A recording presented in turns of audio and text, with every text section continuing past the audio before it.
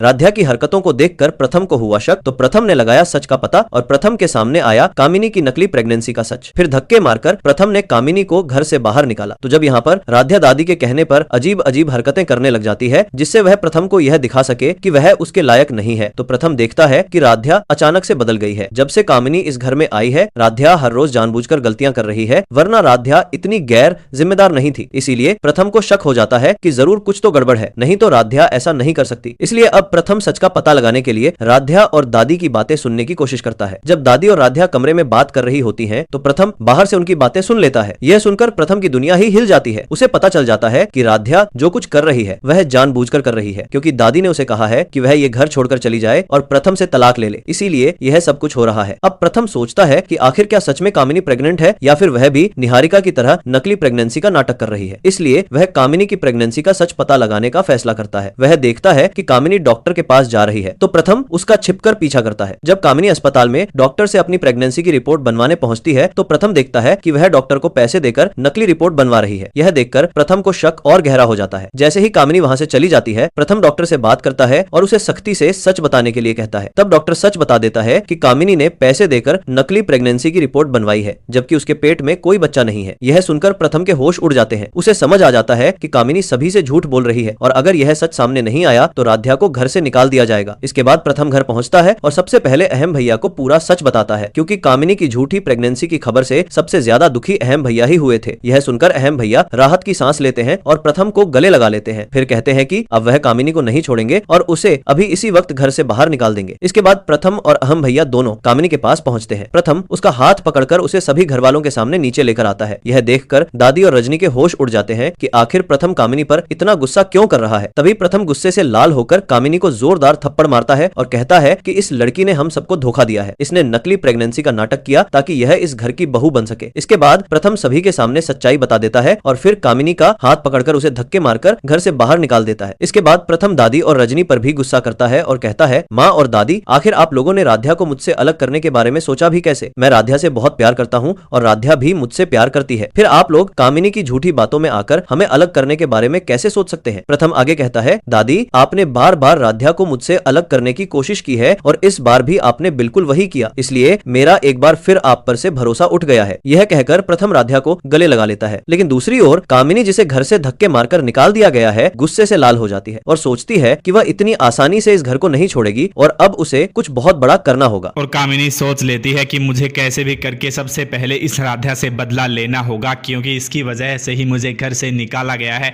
और अगर मैं इस राध्या को कैसे भी करके घर से निकाल देती हूँ तो मैं इसकी जगह अपनी घर में जगह बना सकती हूँ, वरना अहम तो कभी मुझसे शादी नहीं करेगा, क्योंकि एकता से वह प्यार करता है और एकता भी कभी इस घर को नहीं छोड़ेगी। इसीलिए अब कामिनी राध्या के ऊपर टारगेट बना लेती है कि कैसे भी करके मुझे राध्या को यहाँ पर इस घर से हमेशा के लिए दूर करना है, उसके बाद मैं इस घर की बहू हमेशा के लिए बन जाऊंगी कैसे भी करके। इसीलिए अब कामिनी सोचती है कि उसे राध्या की जान लेनी होगी और कामिनी राध्या के ऊपर जानलेवा हमला करने की तैयारी कर लेती है। जब यहाँ पर राध्या किसी काम से मार्केट में बाहर जाती है तो कामिनी उसे पकड़ लेती है और कामिनी गुस्से में राध्या के दोनों हाथ बांध देती है और कह देती है कि तुम्हारी वजह से मुझे बेइज्जत करके घर से निकाला गया है, लेकिन अब मैं तुमसे इसका बदला लेकर रहूंगी। लेकिन राध्या कामिनी को कहती है कि तुमने हमारे परिवार के साथ इतना बड़ा खेल खेला है, हम भी तुम्हें नहीं छोड़ेंगे।